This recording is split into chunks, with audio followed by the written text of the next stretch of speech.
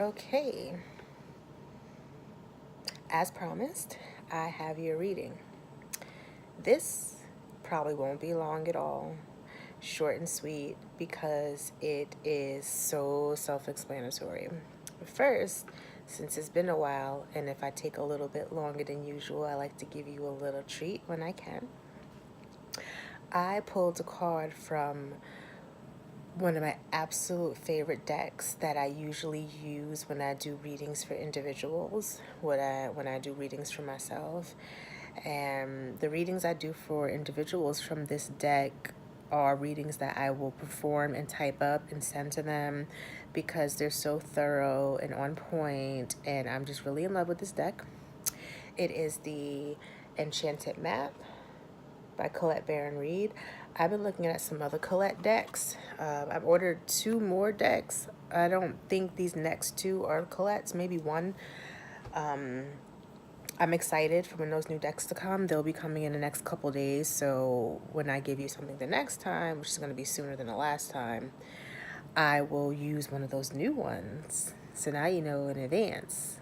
All right, so the card that I pulled, and the thing I want you to know about the Enchanted Map deck is that it does honor reversals. So if you pull a card upside down, there is a different meaning for the card. Today's card was pulled right side up. I was just asking and shuffling, and I'm shuffling, and then this one card just wouldn't go down. It just was stuck, sticking up. So I said, oh, there we go. That's our message for today. So the card that I got is Wide Open.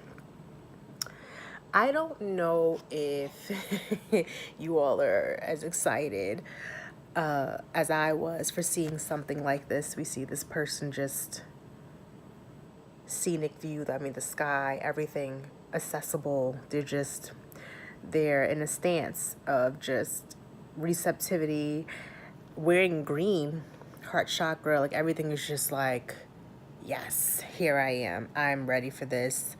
I'm going to take on the world. And this is perfect because what this means is it is showtime, folks. You know, a lot of my readings in the past were like, you might be feeling internal and for the sake of hermit season and think about what you want to do next. Plan it out. Plan it out. It's okay. You can think and think. Now, like I said, showtime. It's time to take everything you've been sitting on, all the feels you were feeling, all the ideas you had, the inklings, and it's time to do it. Stop thinking about it. Stop thinking about it. You want to apply for that new job? Do it.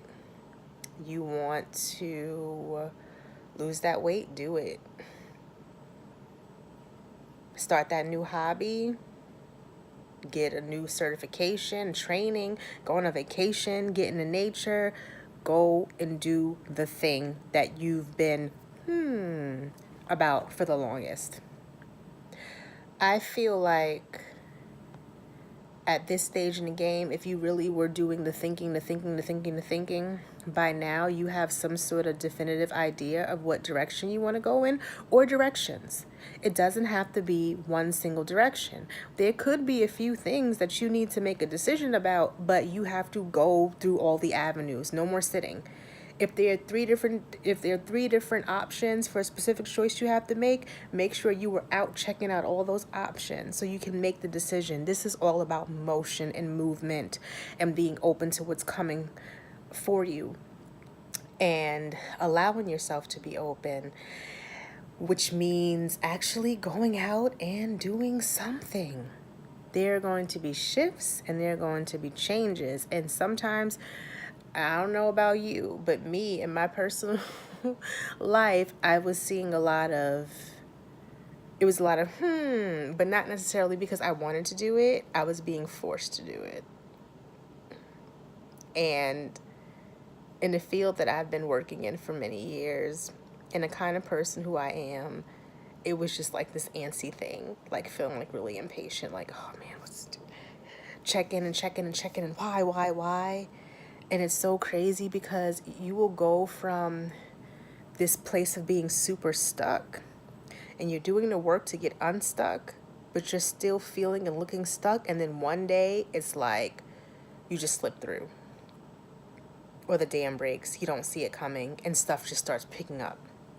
So some of you might be seeing that, or seeing doors open that were formerly closed to you, or seemed to be closed to you, or inaccessible in any kind of way over the past few months. This is not the time to wait anymore. If there's something that you need to do and get done, now is the time to do it. This deck also has a card called like Deep Freeze, Dry Desert, and I was pulling that card religiously for months. From Hermit season started kicking around for me around July of last year. And when August started rolling around, I was pulling that Deep Freeze or Dry Desert card in like every single reading for myself I would do for this deck. And over the last month or so, I stopped seeing it. And I was so happy because now I feel like, okay, let me just start really making the moves that I need to make, so long as I can get through all of this craziness that's going on with these energies. But I hope that the way I'm presenting myself right now at 5 something in the morning is just indicative of my being able to come out of the fatigue that occurs when you're moving, purging stale energies. So this is why, and this is the last thing that I'll leave you guys with, or try to.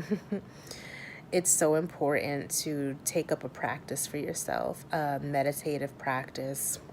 Make sure you were clearing the energy in your home and with yourself. Take salt baths, Palo Santo. I will always tell you this because a lot of the times you're feeling stiff, stagnant, unclear.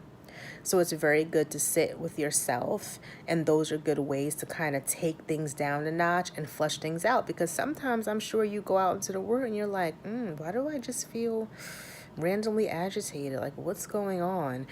And I know for me, when I feel that way, if I just go do the salt bath, have tea or have a little wine, do the Palo Santo, I feel like a whole new person. Don't underestimate the fact that you go out and you can catch stuff that makes you feel a little bit like, ugh, not yourself. So keep that in mind. I want everyone to be good, healthy, and I'm just hoping that this wide open card is really going to help me find the momentum, because it's not always easy to propel forward and do the things that I need to do, because I would love to offer more than just readings that I give. So I am just juggling my actual spiritual journey. like I'll tell you time and time again, the things that I'm talking to you about are things that I am living on a day-to-day. So sometimes I'm on my couch like or eating my feelings. I probably look a little bit fuller than the last videos that I've done. But, it's all good. I want you to know that I'm actively going through this and not just feeding you some fluff about love and light. No, anyone who emails me I have many email addresses, but my main one, I will say, in darkness and in light, namaste, because people think if you throw light at others, that's going to get them out of the darkness. No, you have to go through that darkness to get to the light.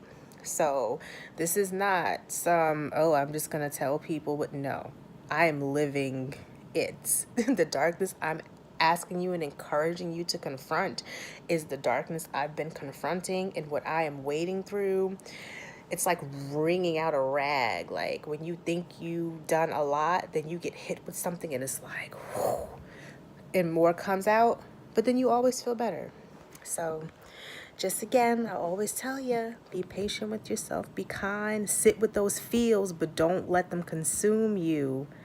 Know that you have to come out of them, and it's just a way to release.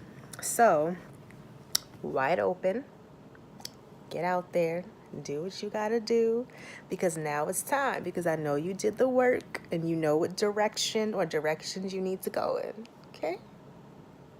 Namaste.